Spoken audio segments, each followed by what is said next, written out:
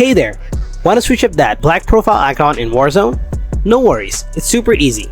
Let me walk you through it. First things first, fire up that Call of Duty launcher on your desktop. Then, up in the top right corner of the screen, you'll see that black profile icon. Click on it. Next, take your pick from a bunch of avatars. You've got plenty to choose from, including ones from Overwatch, World of Warcraft, and more. You can even narrow it down by filtering through different games. Now, here's the kicker.